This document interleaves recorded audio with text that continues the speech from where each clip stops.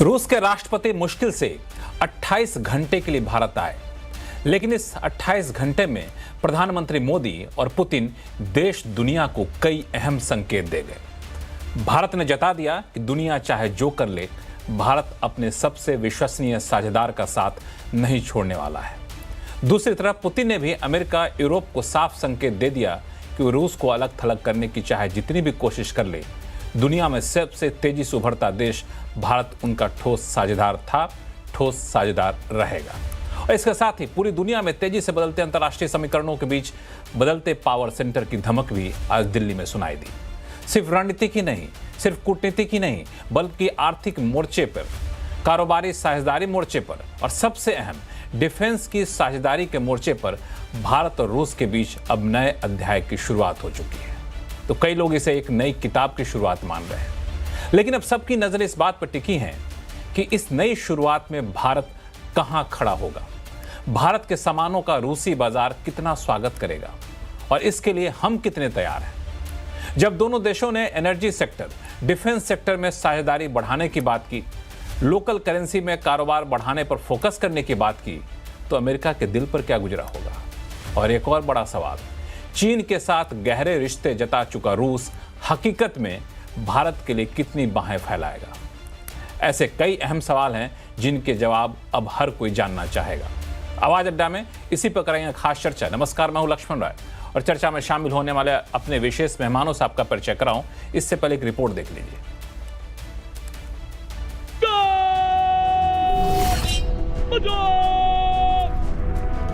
श्रीमान, अंतर सेना संबंधक निरीक्षण के लिए हजरत।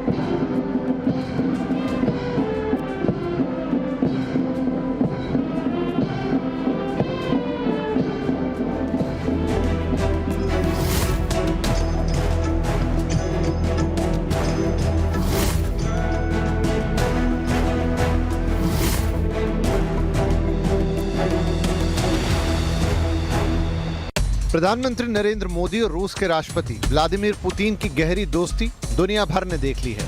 इस दमदार दोस्ती की धमक दूर दूर तक महसूस की जा सकती है। प्रेसिडेंट पुतिन के रेड कार्पेट वेलकम से लेकर दोनों नेताओं के बीच हुई द्विपक्षीय बातचीत तक जिस गर्मजोशी के साथ दोनों नेताओं की मुलाकात हुई, उसका नतीजा भी घोषणा पत्र में दिखा।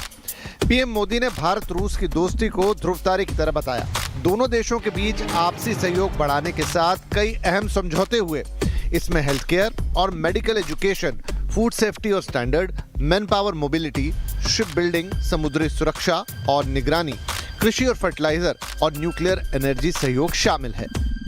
आज हमने 2030 तक के लिए एक इकोनॉमिक कोऑपरेशन प्रोग्राम पर सहमति बनाई है। इससे हमारा व्यापार और निवेश डाइवर्सिफाइड, बैलेंस और सस्टेनेबल बनेगा और सहयोग के क्षेत्रों में नए आयाम भी जुड़ेंगे।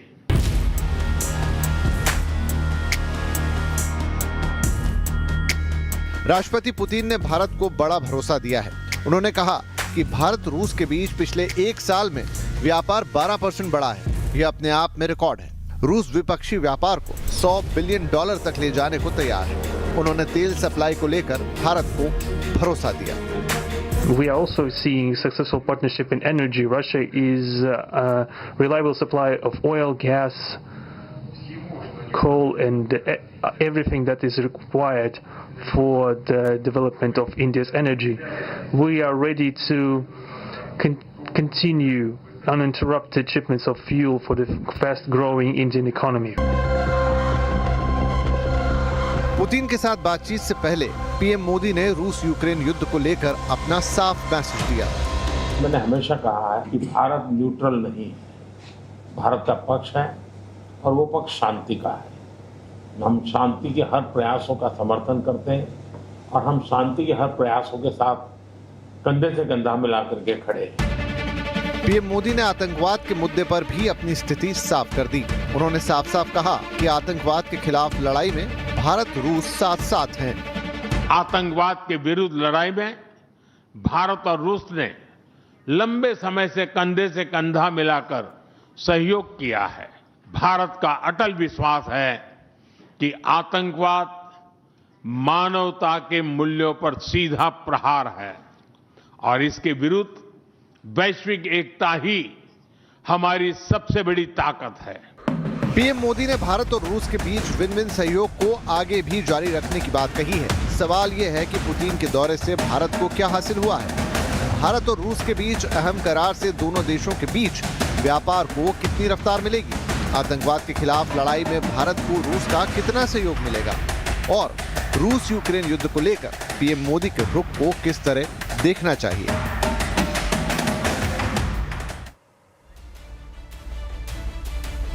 तो ये रूसी राष्ट्रपति पुतिन का भारत दौरा कई मायनों में काफी महत्वपूर्ण है। जैसा कि आपने देखा रिपोर्ट में, सिर्फ रणनीतिक ही नहीं, सिर्फ सामरिक ही नहीं, बल्कि आर्थिक रिश्ते के लिहाज से भी काफी महत्वपूर्ण है। इसलिए हमने इस बार शो में हर क्षेत्र से जुड़े हुए अपने जो एक्सपर्ट हैं, दिग्गज हैं, उनको आमंत्रित किया है।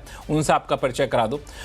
पूर्व एम्बेसडर डिप्लोमेट अनिल त्रिगुनायत साहब हैं, पूर्व diplomat ambassador Veena Sikri ma'am हैं, defence expert retired lieutenant general Shankar Prasad साहब हैं, GTRI के फाउंडर अजय श्रीवास्तव जी हैं, मार्केट एक्सपर्ट सुनील सुब्रमण्यम साहब हैं और वरिष्ठ पत्रकार नरेश कौशिक साहब हैं। आप सही में मानव का बहुत बहुत स्वागत है हमारे शो में। क्योंकि आज गेस्ट ज़्यादा हैं और कई सारे मुद्दे हैं चर्चा करने के लिए, तो मैं रिक्वेस्ट करूंगा कि छोटे छोटे जवाब रखेंगे, स्पेसिफिक टू द पॉइंट, तो ज़्यादा मुद्दे पर हम लोग चर्चा कर सकेंगे। मैं शुरुआत में अनिल त्रिगुनाथ से आपसे करना चाहूँगा।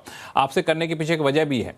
आप, मुझे जहाँ तक याद है कि आप रशिया में भी इंडियन मिशन में रह चुके हैं, तो और इंडिया रशिया रिलेशन को बहुत पैनी नज़र से देखते रहे हैं आप। तो इस 28 घंटे के दौरे में प्रधानमंत्री का पालम एयरबेस पे जाना, खुद जाके उनको लाना, एक गाड़ी में बैठकर आना, उसके बाद से दिन भर के हलचल, बॉडी लैंग्वेज और फिर साझा बयान जारी किया जाना, ये क्या संकेत दे रहा है?